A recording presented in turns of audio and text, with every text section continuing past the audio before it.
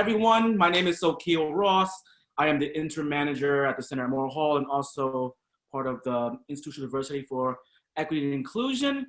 So the IDI department and are co-sponsoring with the music department and Homecoming. So welcome to Homecoming at Home 2020, where you're in your comfortable seats, your comfortable clothes, and you get the chance to just really be engaged and listen to this beautiful conversation, and also, get a chance to ask questions as well. So before we even go into that, thank you guys for being here. Right now, I'm just gonna pass it and give it to Krishan Oberoi.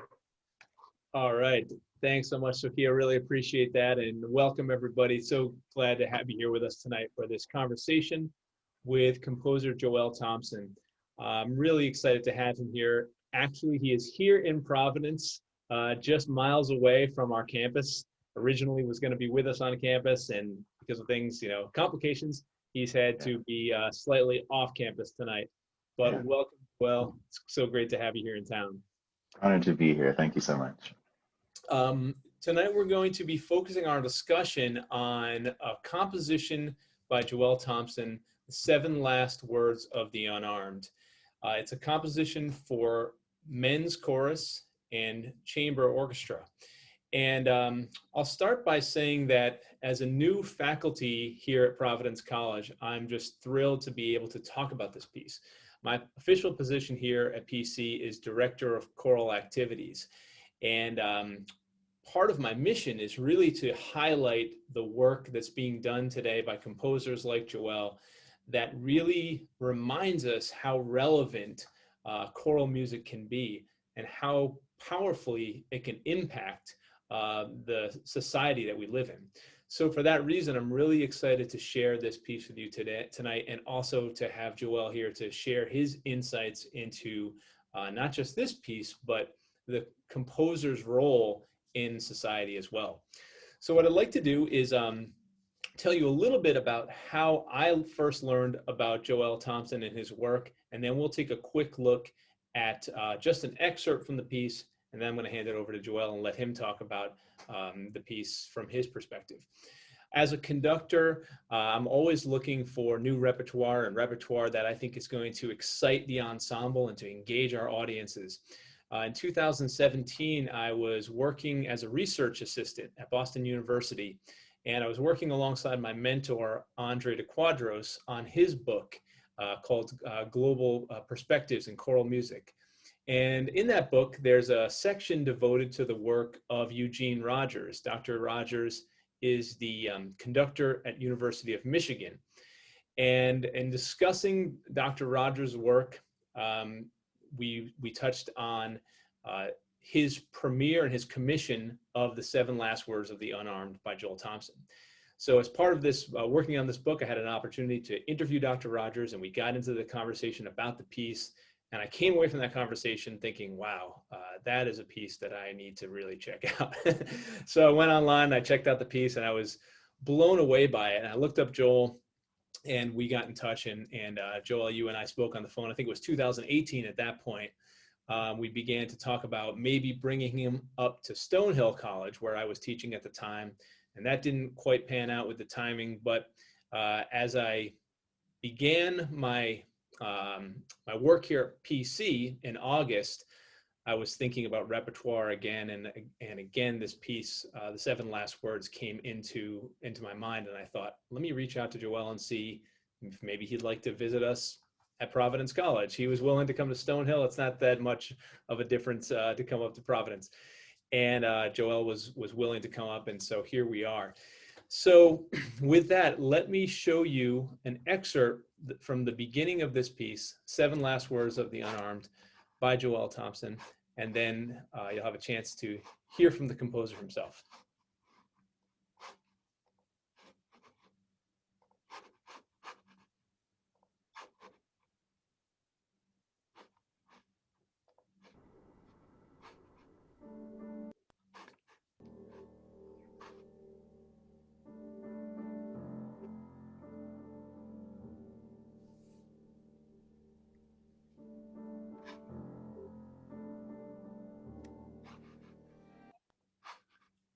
Looks like we got a little lag in the video, so what I'm going to do is just reshare it, and you may not get to see my entire screen this time.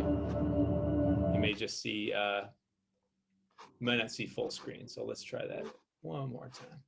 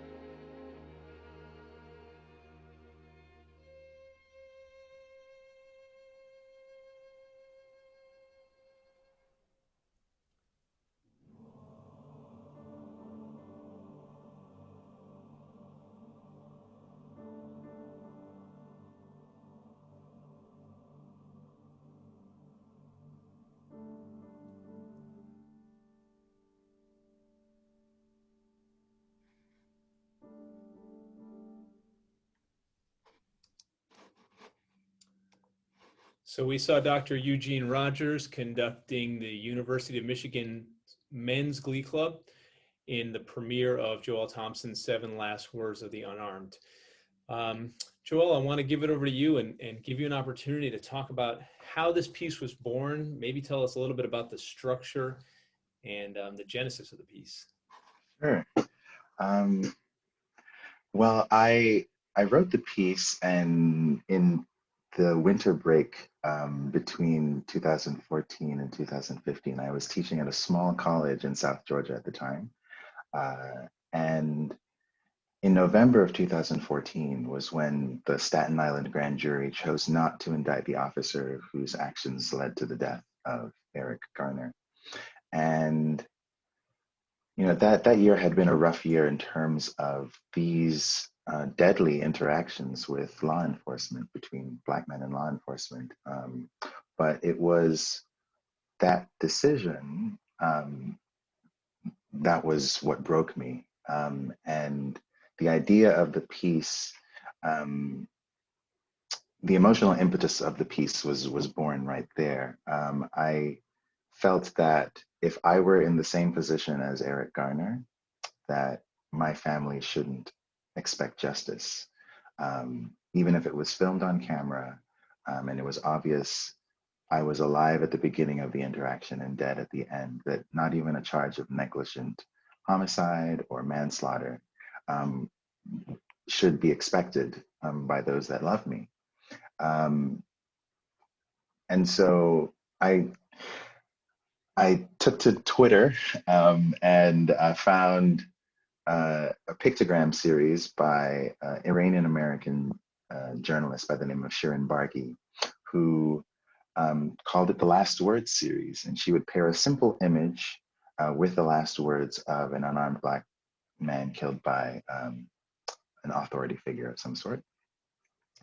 And I thought it was very moving, just seeing a simple image of a bird in flight, or a light bulb or a tangle of knots paired with the last words that a human being spoke before they ceased to exist. And so I decided to make a musical version of that. And given that there is the liturgical template of the seven last words of Christ that has been set to music multiple times in the classical canon by Schütz and Haydn, notably,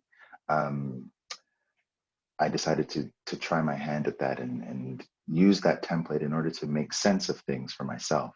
I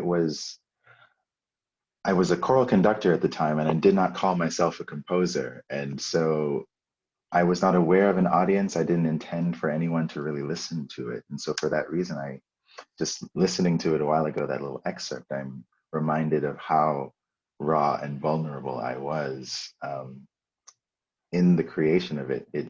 It's as if someone's reading my diary entry every time I hear it, because it's from the depths of my of my soul. I don't mean to romanticize it that much, but I mean it's still difficult to this day for me to listen to, as it would be for anyone, I think, if you wrote down your deepest feelings on a piece of paper and had it performed. That's sort of what it's like for me. But the piece has had a life of its own since I've let it go in 2015 to Dr. Rogers, who premiered it in November of 2015. And it's been wonderful and humbling to see the effect it's had on the communities that have been chosen to engage with it. Yeah. I wonder if you could talk a little bit about the structure of the piece. So the idea of taking Haydn's seven last words of Christ from the cross, and I just set this up for anyone who's not familiar with that. It's sort of as you mentioned, a liturgical template going back to the 17th century where composers would take, it's not exactly the seven last words, but the seven last statements of Christ from the cross and set those statements to music in seven movements. And as you said, Heinrich Schütz, Joseph Haydn, both have famous settings of that text. Maybe you can talk a little bit more about, taking that template and infusing it with this new meaning.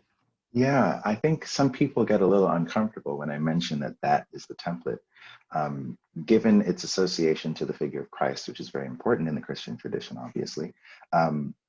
But it's almost, the question is, am I deifying these men? But no, for me, the liturgy of the seven last words of Christ humanizes the figure of Jesus to me. He's saying things like, I'm thirsty, which is something I've said.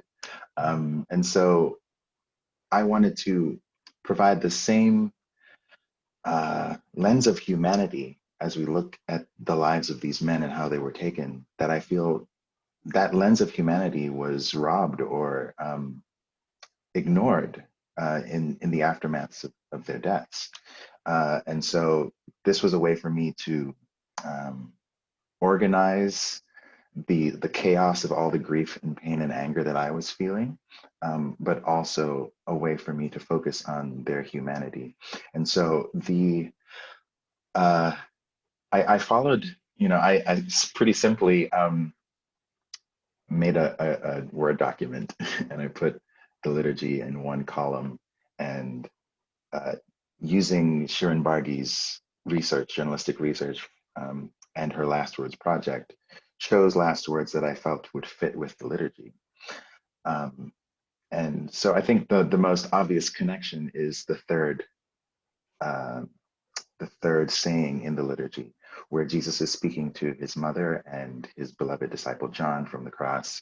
He's saying, Mary, this is mother, this is thy son, and son, this is thy mother, basically saying, take care of each other while I'm gone, because he's about to die.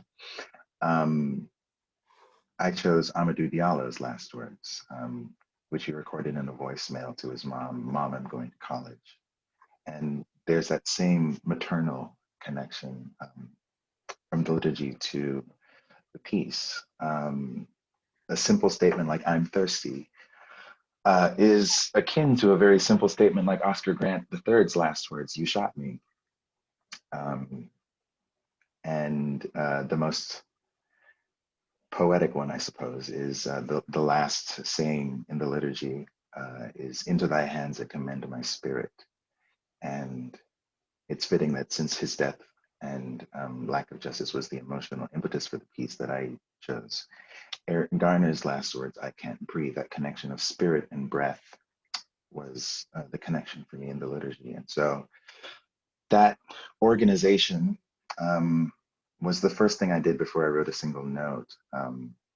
It happened soon after the decision, but I had to conduct my own lessons in carols and grade finals. And so I didn't really put pencil to paper until my winter break, that 2-week stretch. Yeah, I want to follow up on some of the things you talked about, just the correlation between the 7 last words of Christ and the way you've organized these 7 statements. So I have a little document here, it's just side-by-side comparison, where on the left-hand side you can see the 7 last words of Christ from the cross as they appear in the liturgy, and then the way Joel has organized the 7 last words of the unarmed. And yeah, like you said, the connection of number 3 certainly might be the most explicit, as Jesus is addressing his mother, Amadou Diallo addressing his mother. But I think, just as you suggested, that there are corollaries between each movement. And I think because you mentioned it, I really want to take a look at movement 3 and share some of that music, because I think it's so powerful. As we're going on, for those of you who are watching, feel free to drop questions in the Q&A as we're going on here. And as we get to the end of the conversation, we'll allow a little time to answer those questions, but you can drop them in any time. Now we'd like to look at another excerpt from the piece. We're going to look at the 3rd movement, the last words of Amadou Diallo.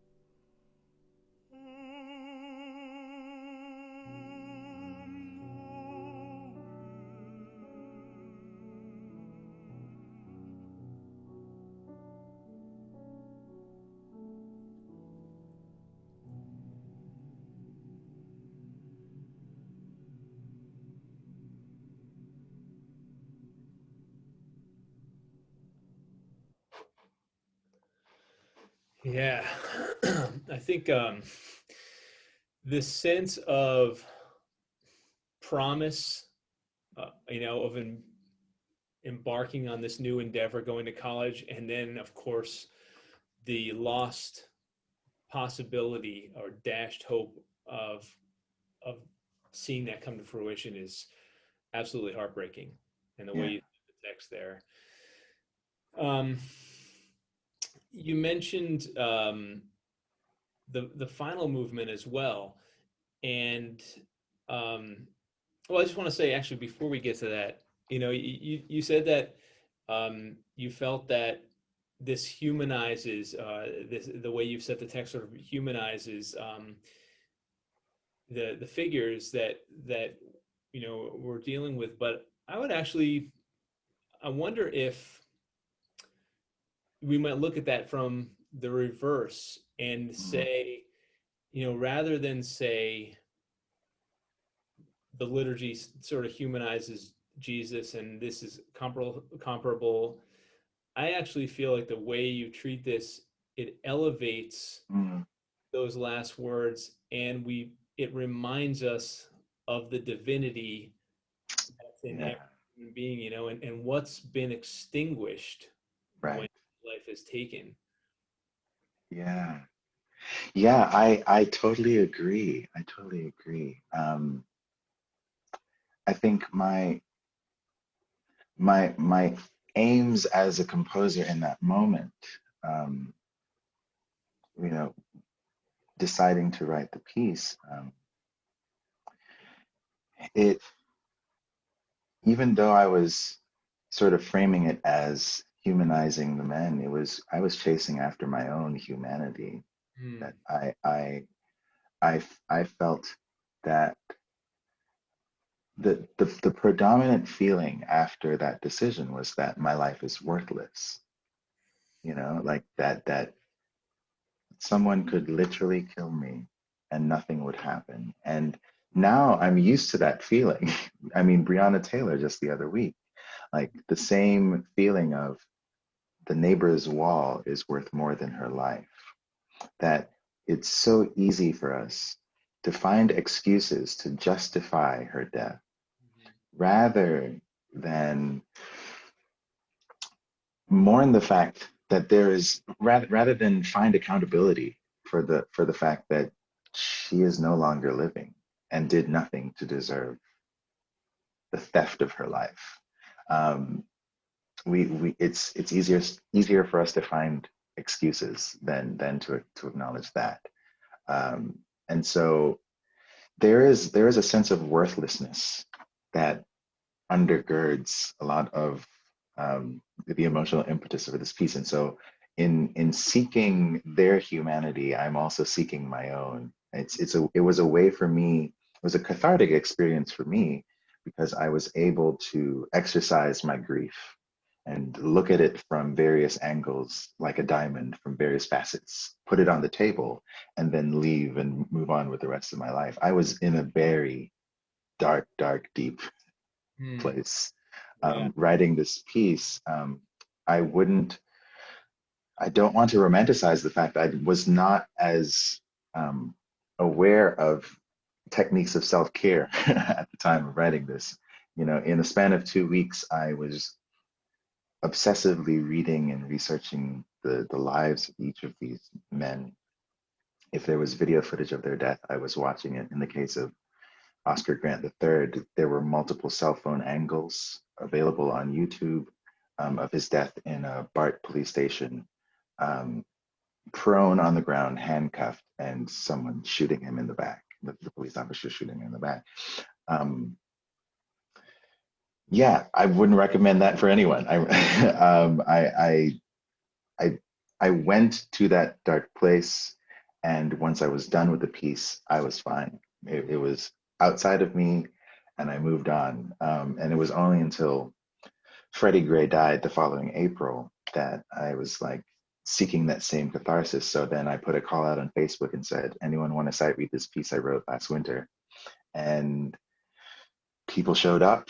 My brother is a great violinist. He was in a string quartet at the time, got his string quartet to play.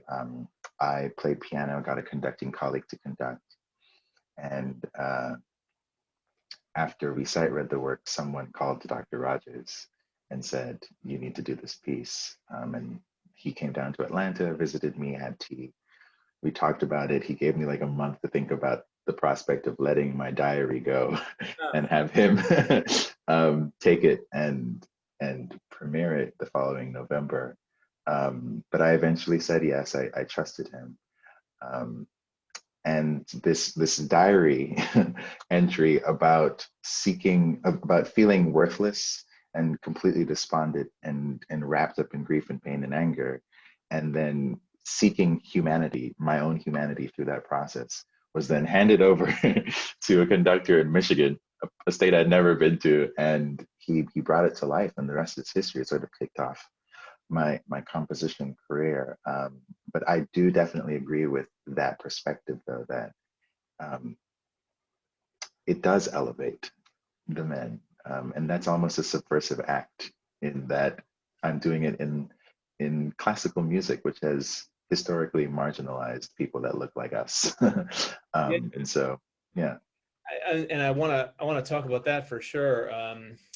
But yeah, I mean, I just think this is a piece that does everything that, you know, we hope music will do, choral music will do. We want it to move people and to get them to think about things in a different way, and to sort of soften their resistance if they have that on this issue. For me, it's impossible to listen to this piece and to not be moved and to not see yourself in it, your own humanity in it.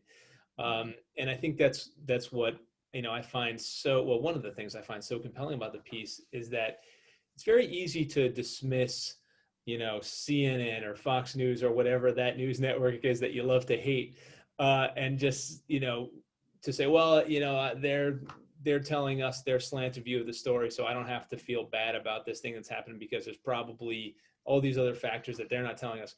Right. Cuts through all that and gets right to the core of, listen, an innocent life is taken, and I don't feel like there's anyone that can experience this piece and not feel that sense of heartbreak. And hopefully that translates into, maybe it changes the way they think about this issue. Yeah, I definitely like thinking about the piece as an invitation to empathy. It doesn't do all the work for sure. I think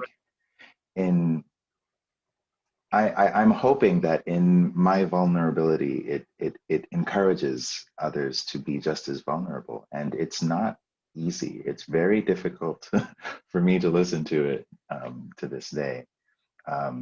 And I don't expect it's easy for anyone to listen to it for the first time. But I think the solution to our present circumstance is not easy either. It requires us listening to each other with the same vulnerability that the piece invites us to engage with. So it's good practice, I think. Yeah, that's an excellent point.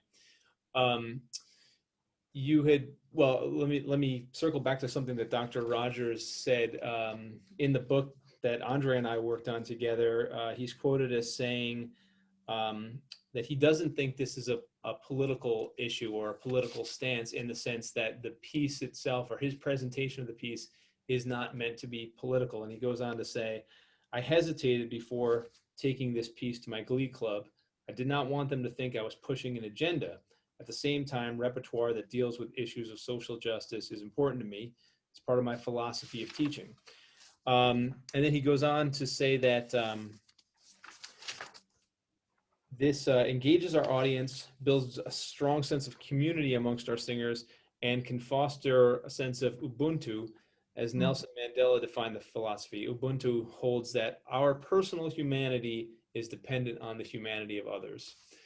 I think that's an incredibly eloquent and diplomatic statement from Dr. Rogers. Yeah. You know, what do you think? Does this, I almost feel like, you know, sometimes we think political is a dirty word, you know. Certainly for me, this trans politics, it's, I don't, as I just said, I don't think anybody can ignore this. It's a universal issue. It's a fundamental human issue. But on the other hand, you know, there are, as you well know, you know, incredibly divisive conversations that happen around this issue. So how do you see yourself in this piece, in that, you know, political or overly politicized, let's say, Right. climate that we live in right now? Yeah. I think I should, I mean, it is just a fact, at least from my perspective, that my identity as a Black man in the United States of America is inherently political. Uh, it's due to the the country refusing to acknowledge itself, to have a reckoning with itself, that my identity is inherently political. If I as a Black composer chose to write about butterflies or birds or ships pulling into harbor instead of writing about this scourge that is afflicting the Black community, that would be a political decision on my part. That I'm choosing to elevate something that is not dominating the conversation that is a part of our community. And so, yeah, I think I know Dr. Rogers is being quite diplomatic and because that's his job. But I think as a composer, an artist on the ground or whatever, I don't know. I can be a little bit more straightforward and say, you know, honestly, I wasn't thinking about politics when I wrote the piece, but I was afraid that this conversation would happen when I let it go and gave it to Dr. Rogers, and it happened on a stage, and he got feedback from alums of the Glee Club saying that this is not the place for that. This is too political. This is classical music isn't the place for this sort of polemical political stuff. But it's so easy to fight against that. I mean, everything from Beethoven's Eroica to Shostakovich, every composer is writing about the things that they care about. It just so happens that as a Black man, I am caring about the scourge of police brutality that is affecting our community in this country. And if my voice is marginalized in this classical music context, you're not going to hear about the things that I care about. And so it's going to seem abnormal. It's going to seem like it's threatening the identity of the genre itself, which is defined by its inequities, by the things that it excludes, unfortunately. And so, yeah, this is a long rambling answer to your question, but it's something I'm definitely thinking about because I will always write about the things that I care about. I've already written pieces in response to and in processing my grief in response to the deaths of Ahmaud Arbery and Breonna Taylor and Tony McDade and George Floyd. And that's just this year. I wrote a piece called Hold Fast to Dream, Setting Some Langston Hughes that was in response to Alton Sterling and Philando Castile. You know, these are things that I care about. And I would rather not write pieces about every person that dies unjustly. I would like to write about ships pulling into harbor, but it just so happens that when I sit down to write, these things are weighing on my conscience, on my being. To be, you know, Baldwin himself, you know, one of my idols, said to be relatively conscious and to be a Black man in this country is to be at constant rage all the time. So in order to, you know, to handle that rage in the most healthy way, it comes out in my music. So everything that I'm writing is going to be directly addressing my experience as a Black man in this country. And it just so happens that my experience, my identity is political because, yeah, I mean, we experience it day to day. Yeah.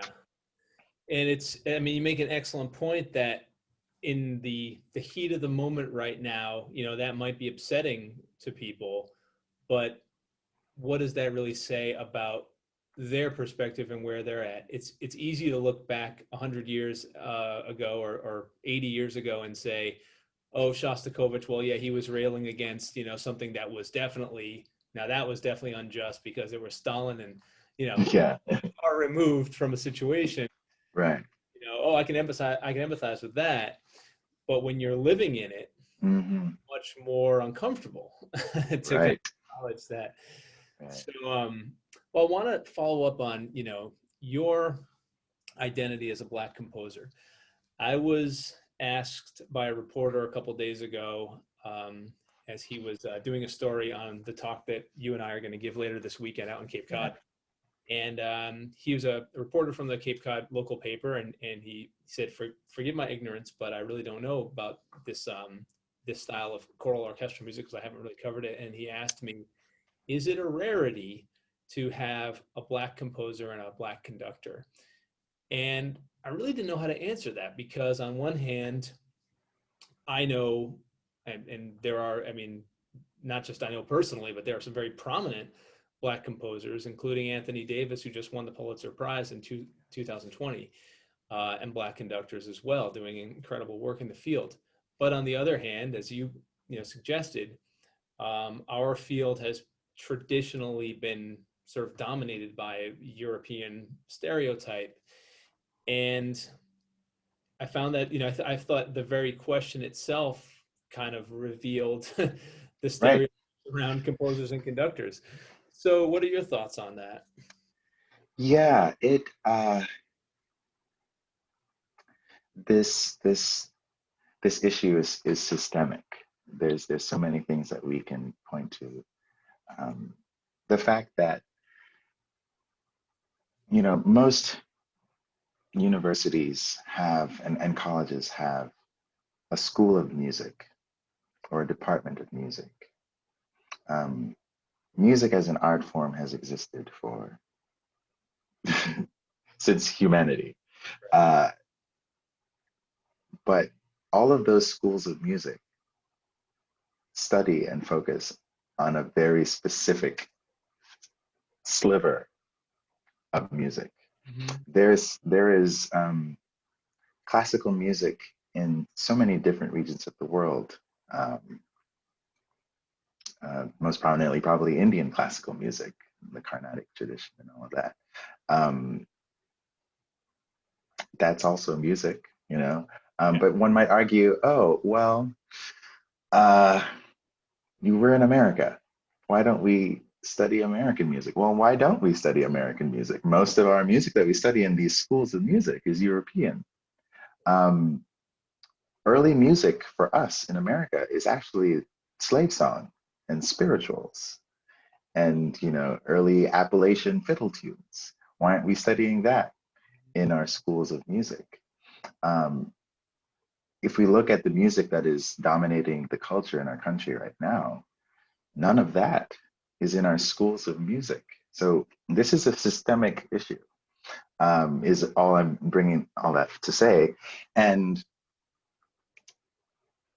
it is a rarity that there are, you know, there aren't that many Black conductors and composers. I look at my own journey to this point and look at the roadblocks that popped up and those that I had to sort of somehow circumvent. I had a transcendent experience as a 9-year-old, jumping up and down on my bed, conducting Tchaikovsky's Waltz of the Flowers. Mm-hmm. I, you know, brought in the clarinets, the accelerando at the end, dun, dun, dun, dun, dun, dun, dun, dun, and my face was wet with tears. And I realized in that moment that, you know, some dead white Russian dude wrote music that would move this little Black boy in the Caribbean to tears. That's the power of music to connect us, regardless of our cultural and ethnic background. And so I wanted to create that experience again. And so I figured I would go to school, and I mean, my parents, that's a whole other story. Immigrant parents don't want you to go to be an artist. I was going to be a doctor. So I was Yeah, so I hear you. Yeah. I was pre-med and a piano major. That was my way of sneaking it in. And, I wanted to go into conducting, and so many roadblocks. I don't have access to an orchestra. I don't have access to an ensemble or whatever. So I figured I would try composition. I went to a music festival in the South, and it was overall a wonderful experience. But uh, I had an interaction with a racist conductor who laughed at my music on the podium before it was even, a sound was made.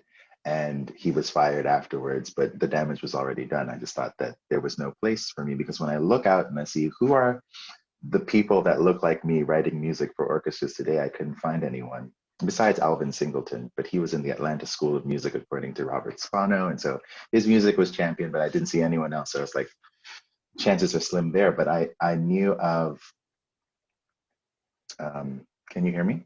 I can hear you fine, but your video is a little, there you Okay. I, I switched to choral conducting because I'd heard of, Andre Thomas, the late Moses Hogan. There were so many examples in the choral conducting field that I could see that looked like me. And so that's why I pursued choral conducting in it, eventually.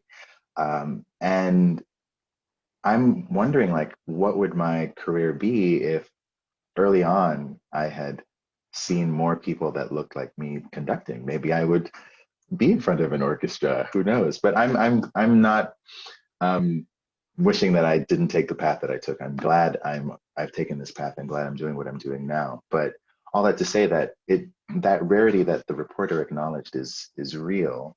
There are notable exceptions like Thomas Wilkins and James DePriest, and people who have been in front of major orchestras in this country. But I'm hoping that there's going to be a Black woman someday. Like seeing the La Maestra competition in Paris last week moved me to tears, because I saw someone that looked like my mom or my sister on a podium leading classical music. So yeah, I hope that the inequities that define classical music definitely change, that we can broaden our concept of classical music, especially in this country and in our music educational system, because that's how these things change from the bottom up. Absolutely. I want to ask you about this idea of performing spirituals. You know, the performance of African American spirituals in this country, in a way it's a long and venerable history, going back over 100 years of choruses performing this music, and yet particularly in recent years, conductors and ensembles are becoming aware of how inherently not sure what the word is, how tricky it can be to sort of navigate Right. waters and perform that music in a way that really sort of honors the source. And is there a way for in this book that I worked on with Andre, he says explicitly, I think I even have it here, all white choirs singing African American spirituals in a social justice context, as an example of something he sees happen all the time and sort of is sort of repulsed by. So what are your Yeah. thoughts on that? I mean, I think there's a lot of well-meaning choruses out there trying to keep this really venerable tradition alive, but probably wondering, how do we do this in a way that's really kind of sensitive and honors the tradition? Yeah, I think this is a very good question, a tricky question. There are so many, Black people are not a monolith. There's so many strains of thought about performance of spiritual in this country among Black, thought. I have friends who completely disagree with my opinions about it. But I think the first step is to acknowledge that the spiritual as a genre is born of trauma, is born of genocide, is born of years of slavery, of the horrendous Middle Passage, of all of the abject horrors that Black people had to face in this country for centuries. That's what the spiritual is born of. And there has been a treatment of the spiritual as this little bonbon that you attach to the end of a choral concert that will show, that has a little hint of exoticism, that will show the audience, which is majority white, that we're cool, we're hip, we end with a little badumts, right? And it is very offensive to members of the Black community to see music, however joyful, born of suffering, being treated like that on stage. So when we acknowledge that perspective, it makes one turn inward and say, what can we do about it? And I'm glad that choruses are having that conversation. I think choruses should also keep in mind that if something is homogeneously white, it's by design. As if our choruses, let's say you're if there is a master chorale, like there's an LA master chorale or an Atlanta master chorale, I sang in, or if there's a Providence master chorale, it should be reflective of the community that it's a part of. If there's a Black community in Providence, there should be representation of that community in a chorus that claims to be a cultural institution in that city. That decision alone to make that equitable decision happen on the administration side completely changes the conversation about the performance of these spirituals. Yes. I think you can then, as an institution, have these conversations amongst each other and say, should we perform Sometimes I Feel Like a Motherless Child? Is that appropriate for us? You know, these cultural institutions can make these decisions for themselves because they know their community, because they are doing the work to make sure that they are representing the community on stage as well. That's my personal solution to it. I do think that my work, since it is also born of the current Black struggle, is within the tradition of the spiritual. And I wouldn't want Seven Last Words of the Unarmed to be treated like a bonbon at the end. It's very, one needs to program it very carefully, prepare the audience to receive it and help them process it afterwards. It's very tricky to program. As a conductor, I've been thinking like, how would I present my own piece? But that's not my problem. But yeah, it's one has to approach it with the same level of respect and nuance and dignity that you would do Brahms' Lieder. When you're doing, you want to make sure you get all the German right. You want to make sure that you're doing all the nuances appropriate for that specific repertoire. The same care should be taken with spirituals and music that is very American. Not even Africa has the American spiritual. It's born of a very specific trauma. Yeah. I mean, that's a lot for conductors to think about, and I think that's very enlightening. What you just said, and I wish we had more time to just talk about that, because as a conductor myself, I mean, I'm really interested to talk more about it. Certainly something that I've grappled with as well. Speaking of performances of the Seven Last Words, well, first of all, I just want to say that as our time is drawing to a close, this has been an intro to you and your work, but we're really hoping to have you back up here in Providence when the campus is a little more open. Yeah. And to think about, I would love to think about, a performance of this piece up here. I think that there are probably many people, singers in the Providence area, that would be thrilled to participate in such a performance, and I think that would be amazing. I want to take a question from my wonderful colleague, Mike Fitzer, who's the choral director out at the University of Albany, and joining us tonight in the Q&A. I think you can see the question.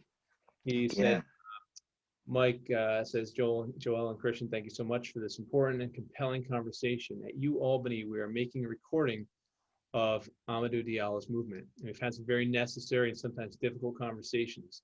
Do you have advice for approaching these stories and recognizing the heartbreak and the empathy that you mentioned without forcing, particularly forcing the Black singers to go to that darkest place you mentioned.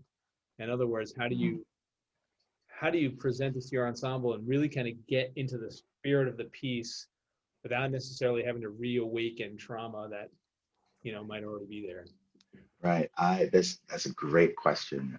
At the premiering ensemble, the Michigan Glee Club, you know, many of the Black members talked about their first time interacting with the piece and recognizing that it was tearing down walls that, you know, we erect in order to navigate white spaces. You know, we keep those things, we don't talk about those things in mixed company, as it were, you know, but we're so used to code switching and sort of diminishing or suppressing our own Blackness in order to successfully navigate those spaces. And so all of a sudden, here comes this piece in which it fully acknowledges our identity, and that can sort of re-trigger trauma and all those negative feelings and going to that dark place. So I totally understand, but I think the solution to all of this is transparency, acknowledging the difficulty that it takes, giving people a choice to either be a part of it or not, centering their voice, letting them know that you, as a pedagogue, as you know, the person running this space, which is a very vulnerable space, acknowledge the vulnerability it requires for them as Black singers to engage with this piece in a predominantly white setting. That alone, that acknowledgement, does wonders. You know, that's happened a few times in my life where someone's just surprised me, and just said, you know, I figured that this might be how you're feeling. Just know that I care about you. I acknowledge that. If this is too uncomfortable, you have an out. I respect that. You know, that does so much. Yeah. I have a question here from one of our students here at Providence College, Mackenzie Cochran. She asks, when you were selecting the text, did you know which words or which last words you're going to use, or did you select them based off Jesus's language?